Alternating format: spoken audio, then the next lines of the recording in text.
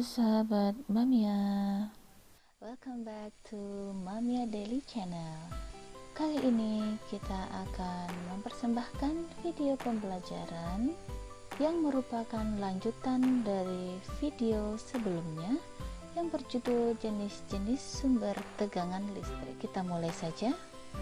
Jenis-jenis sumber tegangan listrik yaitu akumulator atau aki.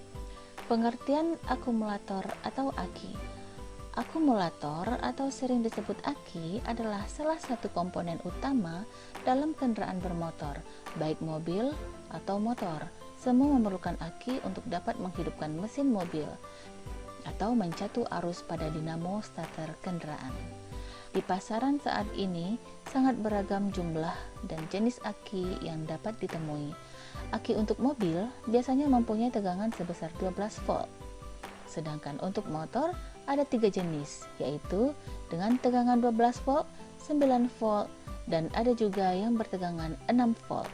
Selain itu, juga dapat ditemukan pula aki yang khusus untuk menyalakan tape atau radio dengan tegangan juga yang dapat diatur dengan rentang 3, 6, 9, dan 12 volt. Tentu saja aki jenis ini dapat dimuati kembali atau di-charge apabila muatannya telah berkurang atau habis. Komponen baterai atau aki. Yang pertama adalah kotak baterai, yaitu wadah yang menampung elektrolit dan elemen baterai disebut kotak baterai. Ruangan di dalamnya dibagi menjadi ruangan sesuai dengan jumlah selnya. Pada kotak baterai terdapat garis tanda upper level dan lower level sebagai indikator jumlah elektrolit. Yang kedua adalah elektrolit baterai. Elektrolit baterai merupakan campuran antara air suling H2O dengan asam sulfat SO4. Komposisi campuran adalah 64% H2O dan 36% SO4. Dari campuran tersebut diperoleh elektrolit baterai dengan berat jenis 1,270. Yang ketiga adalah sumbat ventilasi. Sumbat ventilasi ialah tutup untuk lubang pengisian elektrolit. Sumbat ini juga berfungsi untuk memisahkan gas hidrogen yang terbentuk saat pengisian dan uap sama asam sulfat di dalam baterai dengan cara membiarkan gas hidrogen keluar lewat lubang ventilasi, sedangkan uap asam sulfat mengembun pada tepian ventilasi dan menetes kembali ke bawah. Yang keempat adalah plat negatif dan positif. Plat positif dan negatif merupakan komponen utama suatu baterai. Kualitas plat sangat menentukan kualitas baterai tersebut. Plat-plat tersebut terdiri dari paduan timbal antimon yang diisi dengan suatu bahan aktif. Bahan aktif pada plat positif adalah timbal peroksida yang berwarna coklat, sedang pada plat negatif adalah spons timbal yang berwarna abu-abu. Yang kelima adalah separator dan lapisan serat gelas atau fiber glass. Antara plat positif dan negatif disisipkan lembaran separator yang terbuat dari serat selulosa yang diperkuat dengan resin. Lembaran lapisan serat gelas dipakai untuk melindungi bahan aktif dari plat positif karena timbal peroksida mempunyai daya kohesi yang lebih rendah dan mudah rontok jika dibandingkan dengan bahan aktif dari plat negatif. Selain itu, lapisan serat gelas juga berfungsi melindungi separator. Selanjutnya adalah penghubung sel. Untuk menghubungkan tiap-tiap sel dari sel-sel baterai pada sel baterai negatif dan positif. Suatu baterai 12 volt mempunyai 6 sel, sedangkan baterai 6 volt mempunyai 3 sel. Sel merupakan unit dasar suatu baterai dan mempunyai voltase sebesar 2 volt. Penghubung sel ini terbuat dari paduan timbal antimon. Ada 2 cara menghubungkan sel-sel tersebut. Yang pertama melalui atas dinding penyekat atau over the partition, dan yang kedua melalui dinding penyekat atau through the partition. Terminal terdapat pada kedua sel ujung, satu bertanda positif dan yang lain negatif. Melalui kedua terminal ini listrik dialirkan. Fungsi baterai atau aki. Yang pertama, baterai atau aki pada mobil berfungsi untuk menyimpan energi listrik dalam bentuk energi kimia yang akan digunakan untuk mensuplai atau menyediakan listrik ke sistem starter, sistem pengapian, lampu-lampu, dan komponen-komponen kelistrikan lainnya. Selain itu, baterai atau aki bisa digunakan untuk menstabilkan tegangan atau stabilisator. Bila kita amati lebih detail, maka fungsi baterai adalah: 1. Saat mesin mati sebagai sumber energi untuk menghidupkan aksesoris, penerangan, radio, dan lain sebagainya. Yang kedua, saat starter untuk menghidupkan sistem starter. Yang ketiga, saat mesin hidup sebagai stabilizer suplai listrik pada kendaraan, di mana pada saat hidup, energi listrik bersumber dari alternator. Prinsip kerja baterai. Aki atau baterai adalah perangkat yang mampu menghasilkan tegangan DC, yaitu dengan cara mengubah energi kimia yang terkandung di dalamnya menjadi energi listrik melalui reaksi elektrokimia atau redox. Terdapat dua proses yang terjadi pada baterai. 1. Proses pengisian. Proses pengubahan energi listrik menjadi energi kimia. Bila baterai dihubungkan dengan beban, maka elektron mengalir ke elektroda positif atau PbO2 melalui beban dari elektroda negatif atau Pb. Kemudian ion-ion negatif mengalir ke elektroda positif dan ion-ion positif mengalir ke elektroda negatif. Proses pengosongan. Proses pengubahan energi kimia menjadi energi listrik. Proses ini adalah kebalikan dari proses pengosongan, di mana arus listrik dialirkan yang arahnya berlawanan dengan arus yang terjadi pada saat pengosongan. Macam-macam aki. 1. Aki basah. Hingga saat ini, aki yang populer digunakan adalah aki modal basah yang berisi cairan asam sulfat atau H2SO4. Ciri utamanya memiliki lubang dengan menutup yang berfungsi untuk menambah air aki saat dia kekurangan akibat penguapan saat terjadi reaksi kimia antara sel dan air aki. Sel-selnya menggunakan bahan timbal atau Pb. Kelemahan aki jenis ini adalah pemilik harus rajin memeriksa ketinggian level air aki secara rutin. Yang termasuk dalam aki basah diantaranya adalah aki hybrid. Pada dasarnya aki hybrid tidak jauh berbeda dengan aki basah. Bedanya terdapat pada material komponen sel aki. Pada aki hybrid, selnya menggunakan low antimonial pada sel positif dan kalsium pada sel negatif. Aki jenis ini memiliki performa dan sifat self-discharge yang lebih baik dari aki basah konvensional. Yang kedua, aki kalsium. Kedua selnya, baik positif maupun negatif, menggunakan material kalsium. Aki jenis ini memiliki kemampuan lebih baik dibanding aki hybrid. Tingkat penguapannya pun lebih kecil dibanding aki basah konvensional. Selanjutnya, aki bebas perawatan atau maintenance free. Aki jenis ini dikemas dalam desain khusus yang mampu menekan tingkat penguapan air aki. Uap aki yang terbentuk akan mengalami kondensasi sehingga kembali menjadi air murni yang menjaga level air aki selalu pada kondisi ideal sehingga tidak lagi diperlukan pengisian air aki. Aki jenis ini biasanya terbuat dari basis jenis aki hybrid maupun aki kalsium. Selanjutnya adalah aki sealed atau aki tertutup.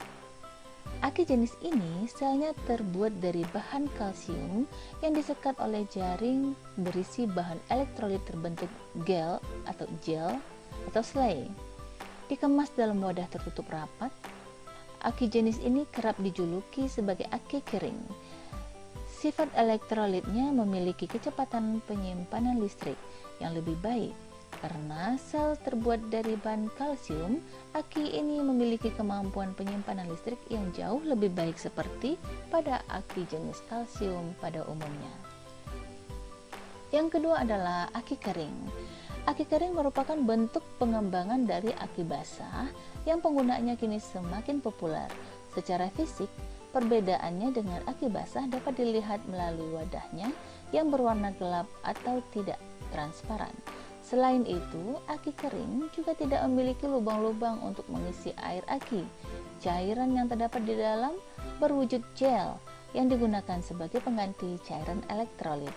Tingkat penguapan gel ini sangat minim dan saat menguap, uap terbentuk tidak buang keluar, tetapi tetap terapung di dalam wadah sehingga volumenya tetap terjaga.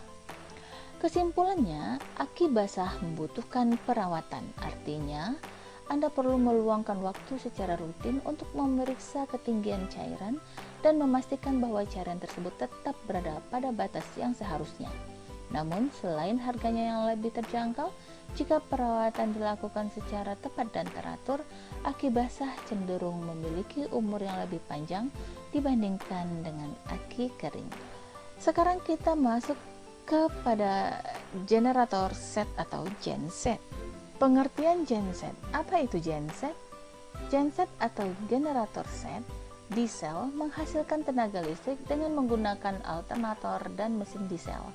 Mesin ini menggunakan bahan bakar solar untuk beroperasi. Kekuatan mesin disajikan sebagai RPM, ditransformasikan oleh alternator menjadi arus listrik yang dapat digunakan. Arus ini kemudian didistribusikan ke bangunan yang terhubung ke jaringan. Ini dapat termasuk rumah, bangunan komersial, dan lokasi konstruksi. Kapasitas genset. Di pasaran tersedia generator dengan range kapasitas yang besar, 1 phase atau 3 phase, dan juga jenis kebutuhan bahan bakarnya. Generator sampai dengan kapasitas 20 kW biasanya banyak diperlukan atau diperuntukkan bagi perumahan.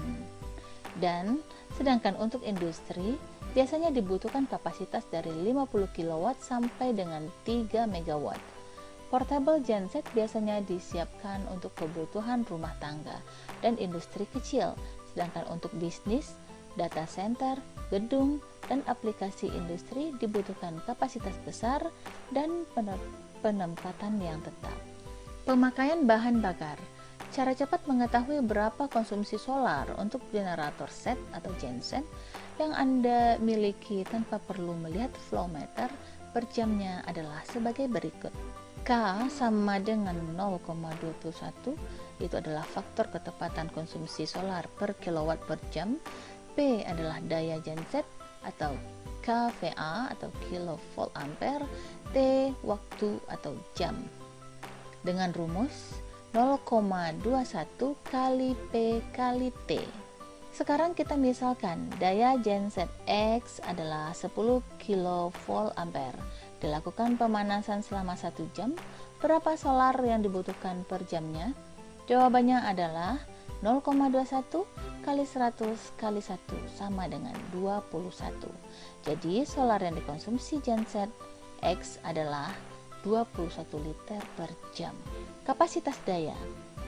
Power factor atau faktor daya merupakan bagian yang cukup penting dalam mengoperasikan suatu generator listrik, karena menurunnya faktor daya akan berakibat turunnya efisiensi pembangkit dalam menampung beban kerja serta akan memperbesar kemungkinan terjadinya kerusakan pada sistem pembangkit atau sistem beban listrik, sehingga perlu adanya usaha untuk memperbaiki faktor daya tersebut. Untuk kepentingan perbaikan faktor kerja ini diperlukan pemasangan beberapa unit kapasitor yang dihubungkan secara paralel terhadap sistem pembangkit listrik yang kita kenal sebagai kapasitor bank, dan dilengkapi dengan power factor automatic regulator atau pengatur otomatis kerja kapasitor, dan berfungsi memperbaiki faktor daya pembangkit melalui pengoperasian secara otomatis unit-unit kapasitor berdasarkan besar atau kecilnya beban kerja pembangkit atau daya reaktif. Sekarang kita masuk pada cara menghitung pemakaian bahan bakar pada genset. Untuk menghitung pemakaian bahan bakar genset perlu kalkulasi bila mana beban listrik adalah 10.000 watt atau 10 kW dan digunakan terus-menerus selama 24 jam sehari. Mohon diperhatikan satuan daya, apabila menggunakan satuan kVA, maka harus dikalikan power factor untuk mendapatkan daya dalam watt. Berdasarkan nilai rata-rata spesifik full consumption atau konsumsi bahan bakar spesifik, konsumsi bahan bakar adalah untuk generator berpenggerak motor bensin itu 250 kali 10 kali 24 sama dengan 60.000 gram per hari atau 60 kilo per hari. Jika berat jenis bahan bakar bensin adalah 0,745 kg per liter, maka dalam satuan liter 60 per 0,745 sama dengan 80,54 liter per hari. Yang kedua untuk generator berpenggerak motor diesel, yaitu 194 kali 10 kali 24 sama dengan 46,560 gram per hari, sama dengan 46,56 kilo per hari. Jika berat jenis bahan bakar solar adalah 0,832 kg per liter, maka dalam satuan konsumsi bahan bakar dalam satuan liternya adalah 46,56 per 0,832 sama dengan 55,96 liter per hari. Baik, sekian dulu pembelajaran kita kali ini. Thanks for watching this video dan sampai ketemu lagi pada video berikutnya. Semoga bermanfaat. See ya.